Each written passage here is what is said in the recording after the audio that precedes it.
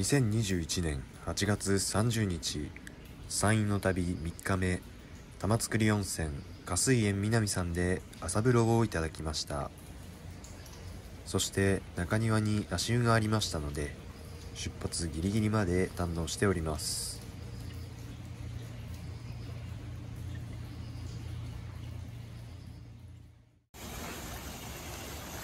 いやー、いいところでした。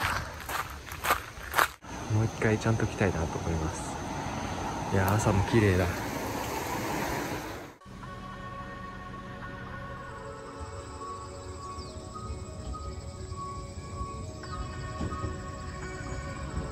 本日は木次線を環状すべく、まずは起点駅である新地駅に向かいます。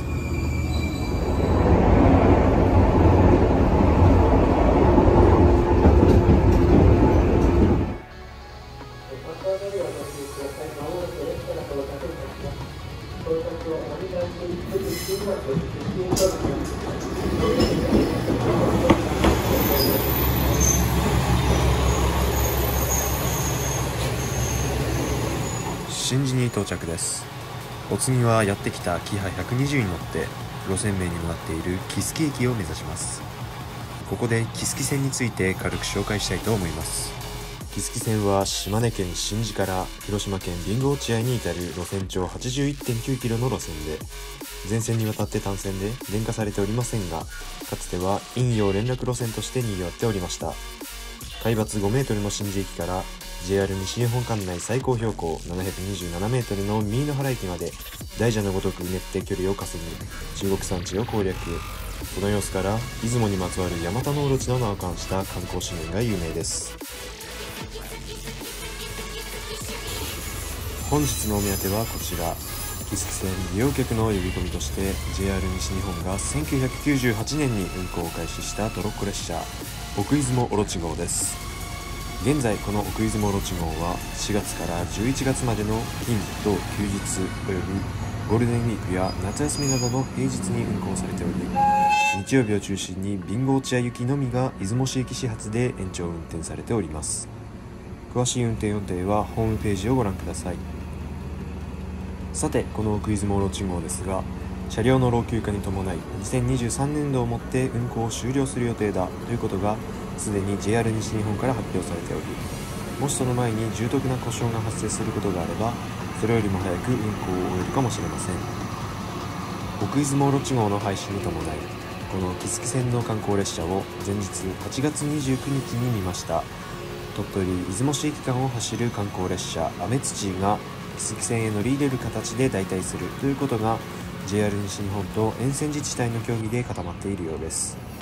しかし先日の通り、木次線は標高差720メートルを70キロで登る勾配が急な路線であり、特に後ほどまた紹介しますが、目玉観光スポットのある区間では急坂が連続するということで、雨土として走っているピロ47系の走行性能では当該区間への乗り入れは厳しいのではないかという意見が出ていたりもします。早速車内に乗り込んでおりますが、1両の機関車と2両の客車という編成になっており、こちらは主に風雨をしのぐための控え車です。トロッコ車の座席は固く狭いので、貴重品以外の荷物を置いたり、またゆっくりくつろぐこともできます。そしてこちらがトロッコ車、側面の窓はございません。10時8分、木次駅を発車です。ここから先は画面右側におおよその列車の走行位置を示し、また車掌によるアナウンスを中心に車窓の一部を紹介していこうと思います。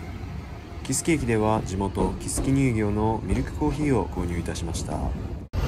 関車が客車をこの形で運転をしております。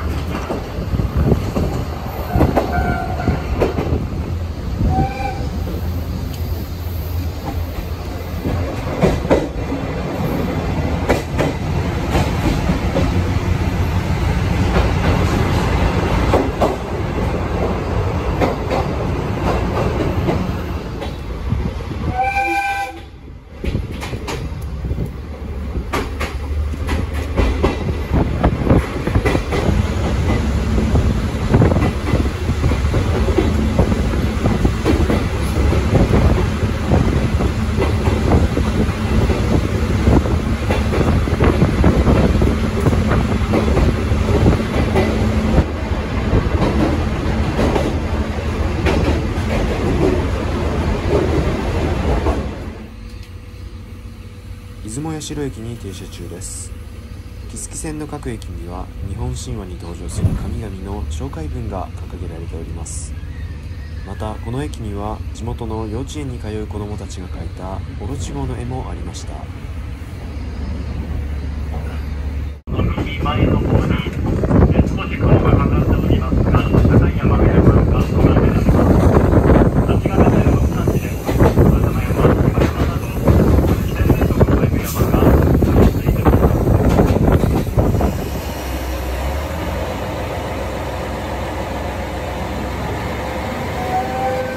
出雲みなり駅で普通列車と交換します。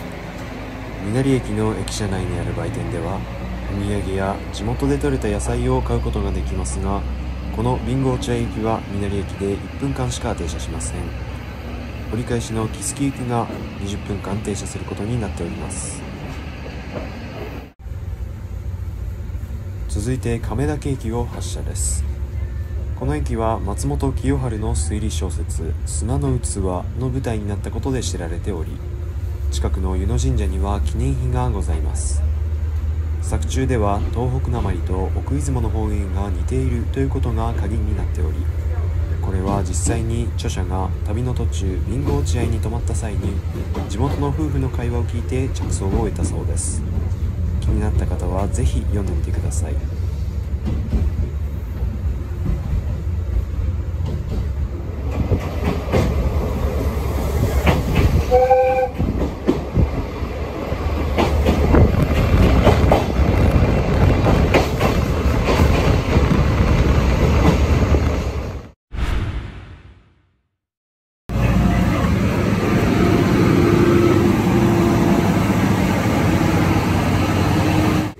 出雲坂根駅に到着です。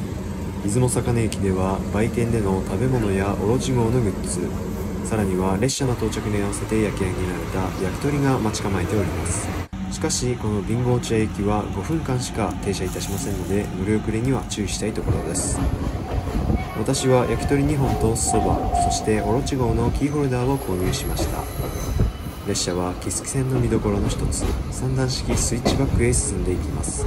これについてはまた後ほど紹介したいと思います。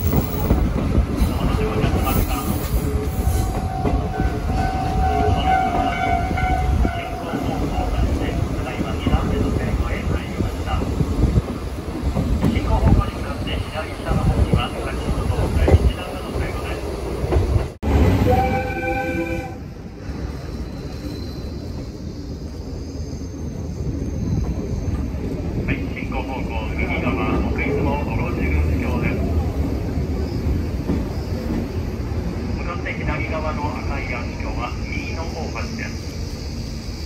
長さは392メートル、地上からの高さはおよそ100メートルあります。出雲坂根駅は右の大橋の左下の方にあります。谷の向かい側には3カ所の展望台と道の駅などがございます。道の駅にはこのトロッコ列車の通過時刻が掲げられております。そして右側には先ほど見上げていた二重ループです。この二重ループと赤い暗橋を組み合わせると山田のオロチが火を吹いている様子が想像できるかと思います。この辺りの標高は718メートル、東京スカイツリーのてっぺんよりも高いところを走っております。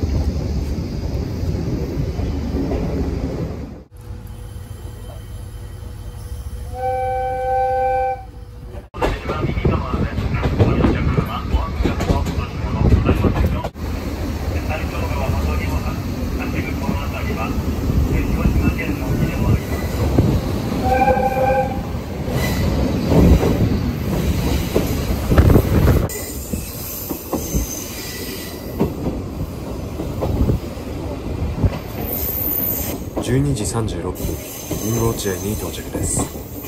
右側に見えてきた時代の最先端、SDGs の一環として緑地化が進められていそうな線路は、かつての遺構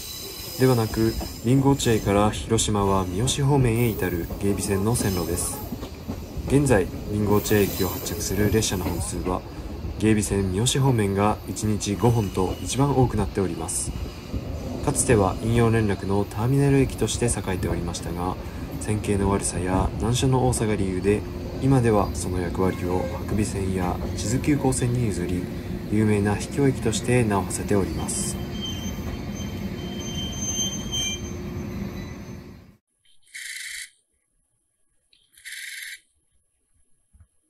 実は私、これが初めての広島県なんですが、広島市方面へは向かわず、わずか21分で折り返していきます。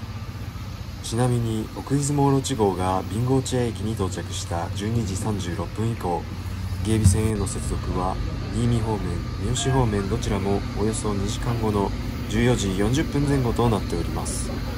しかしオロチ号に乗ってきた方々の実に4割程度が折り返さずに他方面の列車を待っているようでした。また逆に他方面からこの折り返しのオロチ号への接続は全く考慮されておらず、鉄道で乗り継ぐ場合 5,6 時間備後落合駅で待つことになります。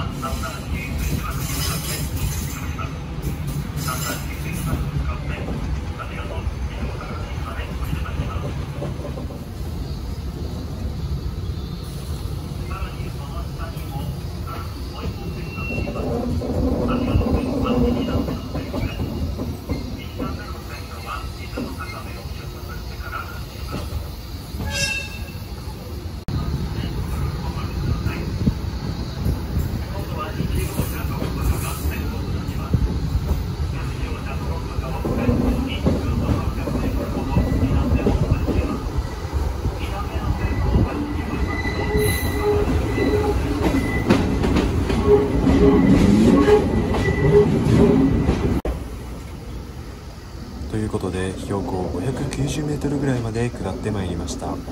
しかしまだ出雲坂根駅まで25メートルほど下らなければなりません。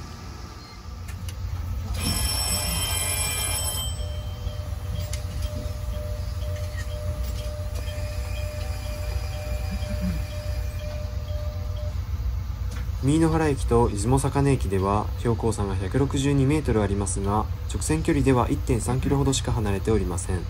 もし 1.3 キロで162メートル登ろうとすると、これはバリアフリーの基準である角度を優位に超えており、だいたいこれぐらいの坂となります。そのような言うまでもない難所を車道はオロチループ橋を通る 3.6 キロでおよそ5分、鉄道は 6.4 キロで22分かけて攻略します。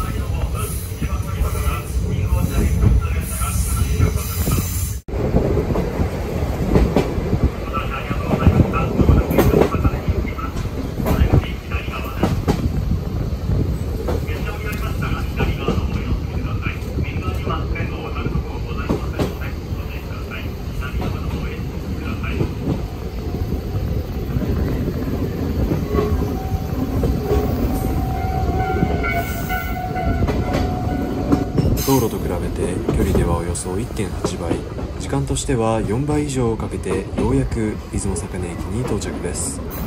この時点で鉄道を使うのはほぼ観光客に限られていそうです。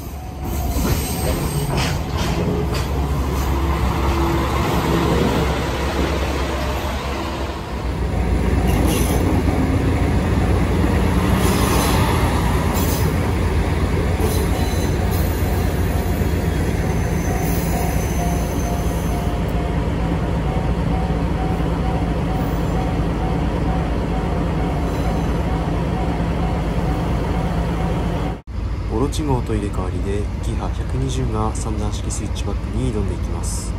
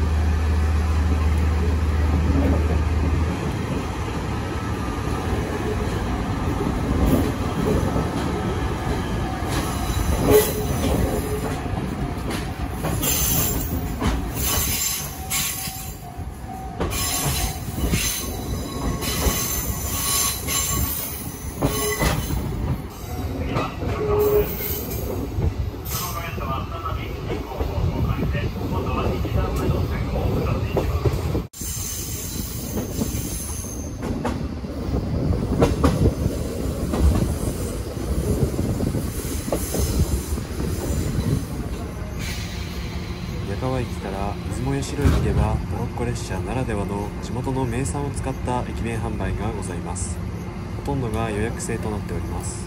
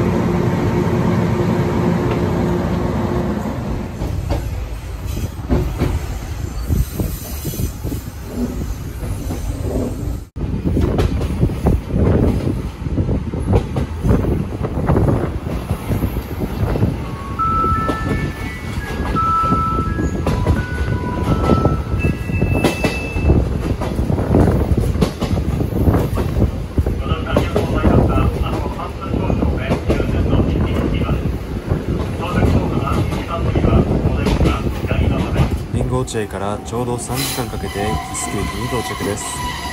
この区間の距離は 60.8 キロですので、標定速度は驚異の時速20キロです。